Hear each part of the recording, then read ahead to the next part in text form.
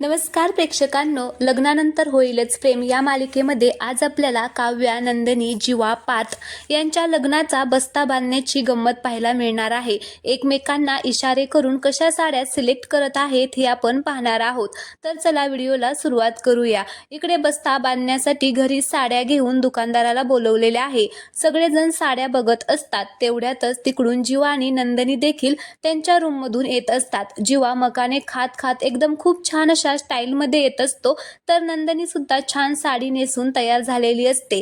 जीवा मकाने खात तिथेच पायऱ्यावरतीच उभा राहतो, तर नंदिनी त्याला म्हणत असते की अहो काय थांबलास का आणि काय मकाने खाताय, चला बरं. तर जीवा म्हणत असतो की बायकांमध्ये माझं काय काम आहे. तर नंदिनी म्हणत असते की तुमचं काय काम आहे म्हणजे मला साड्या निवडायला मदत करा ना. तर जीवा म्हणत असतो की ती तर मदत मी तुला इथूनच करू शकतो, जा जा मेरी मखाना मेरी स्वीट जा, असं म्हणून तो गालाला हात लावतो. तर नंदिनी चिडते आणि म्हणत असते की नाटकं करू नका, चला बरं पटकन खाली. तर जीवा म्हणत असतो की नाही नाही जा तू, मी इथूनच बघतो, तुला सांगतो तुला कोणता कलर छान दिसेल तो, माझ्याकडे फक्त लक्ष दे. तर नंदिनी म्हणत असते की काय हो चला ना, पण जीवा काहीच ऐकत नाही.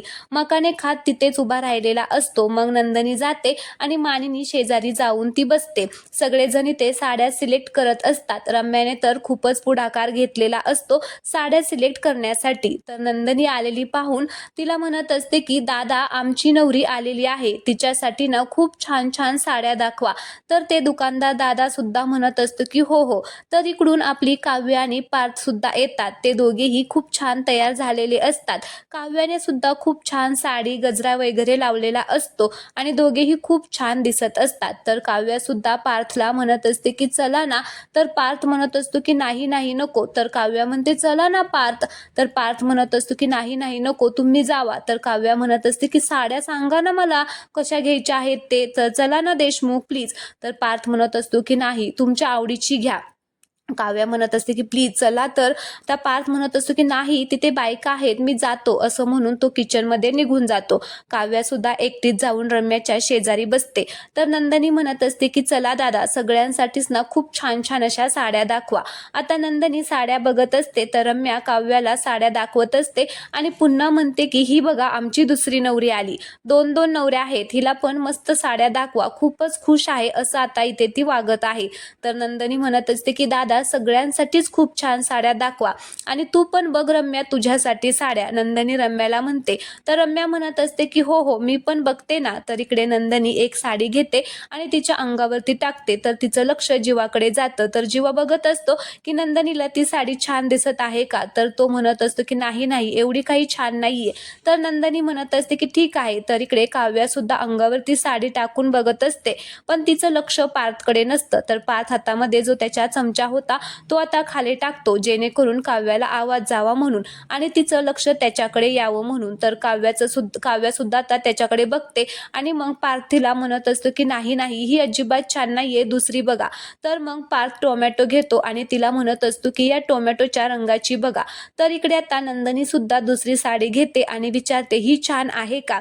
तर जीवा पुन्हा नाही म्हणतो. तर काव्याने सुद्धा आता टोमॅटोच्या रंगाची साडी तिच्या अंगावरती घेतलेली असते. तर पार्थ म्हणत असतो की नाही नाही अजून दुसरी बघा. आता तो पालक घेतो आणि पालकासारखी हिरवी साडी बघा असं म्हणतो. तर इकडे सुद्धा आता नंदिनी अजून एक साडी घेते. तर जीवा म्हणत असतो की ठीक आहे ॲव्हरेज आहे. तर तेवढ्यातच रम्याचं लक्ष काव्य आणि पार्थकडे जातं. तर पार्थने हिरवी साडी तिला घ्यायला सांगितलेली असती, ती त्याला खूप आवडते, पण काव्याला आवडत नाही. तर काव्य ती म्हणत असते की नाही नाही ही छान नाहीये. मात्र रम्या ती आता हिरव्या कलरची साडी घेते आणि स्वतःलाच ठेवते. पार्थ पुन्हा आता लिंबू घेतो आणि म्हणत असतो की लिंबाच्या कलरची बघा. तर काव्या लिंबू कलरची साडी घेते अंगावरती. तर पार्थला ती सुद्धा आवडत नाही. काव्य आता खूपच चिडते, काय चाललेलं आहे यांचं. तर इकडे रम्या मात्र आता पार्थला जी साडी आवडली होती हिरव्या कलरची ती आता स्वतःला घेऊन ठेवते.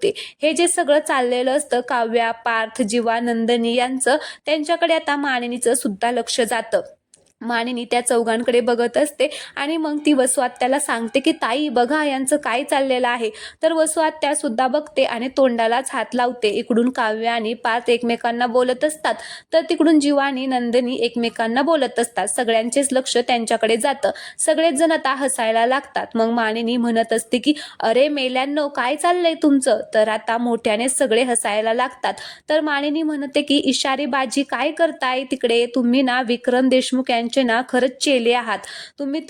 तर आता काव्य आणि नंदिनी हसायला लागतात. जीवा म्हणतो की कुठे काय मी तर मखाने खातोय असं म्हणून तो मखाना खायला लागतो आणि पार्थकडे हात दाखवून म्हणतो की हा बघा चोरून बघतोय.